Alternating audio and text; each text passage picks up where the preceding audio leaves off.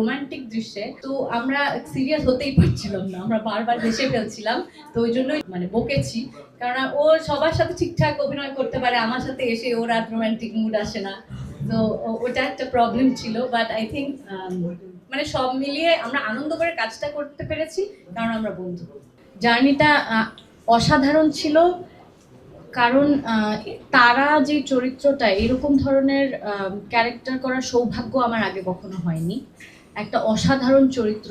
আর যখনই আমি তারা হয়ে উঠতাম, যখন আমি সেটে যেতাম তারা হয়ে উঠতাম, আর এত গুণী শিল্পীদের সাথে আমি অভিনয় করতাম, ওই পুরো সময়টা এত অসাধারণ, সেটা বলে বোঝাতে পারবো না।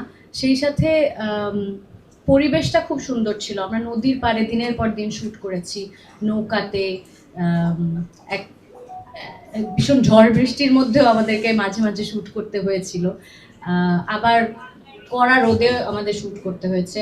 তো কষ্ট করেছি সবাই মিলে, কিন্তু সবাই মিলে ভীষণ আনন্দ করেছি, এটাই সবচেয়ে বড় কথা। হ্যাঁ, মানে আনন্দ তো বটেই, কারণ কাজ মানেই আমার কাছে তো ব্যক্তিগতভাবে ভীষণ আনন্দ, কারণ এটা আমার প্রতিটা কাজ আমার কাছে একটা গিফট মনে হয়। কিন্তু মিথিলা কেন এই ছবিটি করতে, এই চরিত্রটি করতে রাজি হলেন সেটাও জানতে চাই আজকে। আচ্ছা, আমি তোর ইন্টারভিউটা আমি নিব। কারণ গল্পটা অসাধারণ, গল্পটা অসাধারণ। আপনারা যদি ছবিটা কালকে দেখেন গিয়ে আপনারা বুঝতে পারবেন যে সত্যি কত অসাধারণ একটা গল্প। শুরু থেকে শেষ পর্যন্ত আপনাকে টানবে। তো আমি যখন পড়েছি স্ক্রিপ্ট, আমাকেও টেনেছে, সেই কারণেই মানে এই সিনেমাটা করতে রাজি হয়েছি। এবং অবশ্যই অরুণদা একজন গুণী নির্মাতা, সেই সাথে এত সব গুণী শিল্পীদের সাথে একসাথে কাজ করার সুযোগ। কিন্তু তারপরও সব আর্টিস্ট একটু সেলফিশ হয়। অবশ্যই আমার চরিত্রটা এত সুন্দর একটা চরিত্র, তারার চরিত্রটা, চেয়েছিলাম তারা হয়ে উঠতে। এখন আপনারা বুঝতে পারবেন ছবিটা দেখলে যে কতটুকু জ্বলে উঠতে পেরেছি। Thank you Mithila. আগে হয়েছে তো তখনও আরো ছোট্ট ছিল, এর মধ্যেও অনেক লম্বা টম্বা হয়ে বড় হয়ে গেছে, আমার সমান হয়ে গেছে। আচ্ছা, আর এবার আমরা তো শিল্পীরা কথা বলি, আমার শ্রদ্ধেয় ডিরেক্টর স্যারের কাছে পরে আসতে চাই, কিন্তু খুব জরুরি যেটা, অবশ্যই যেটা তাহলে বললেন যে রায়হান খানকে আমরা কাজ করেছেন, যিনি ওনাকে পেলে ভালো হতো, কিন্তু আমাদের টিমের কাছ থেকে দুটো শব্দ শুনতে চাই, লাইক অর্ণর কাছ থেকে দুটো কথা শুনতে চাই। অর্ণ প্রতীক, প্লিজ। আমাদের অভিজ রেহান ভাই, বাবু ভাই, বিঠু আপা, সবাইকে পেলে ভালো লাগতো।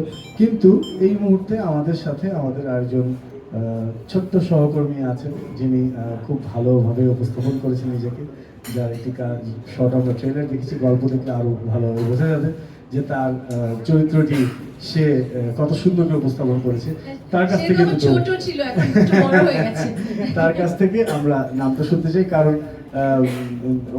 ওরাও কিভাবে চলচ্চিত্রের সাথে সম্পৃক্ত হলো সে গল্পটা জানা জরুরি, চলচ্চিত্রে অভিনয় করে তার অনুভূতি কেমন লাগছে সেটাও আমাদের জানা জরুরি। ভয়ঙ্কর না, বুঝলেন, মানে নায়কের কাছে থেকে ভয়ঙ্কর ছিল, আমার কাছে দুর্দান্ত। শুনে যেটা হচ্ছে যে খুব ভালো মিশতে পারে।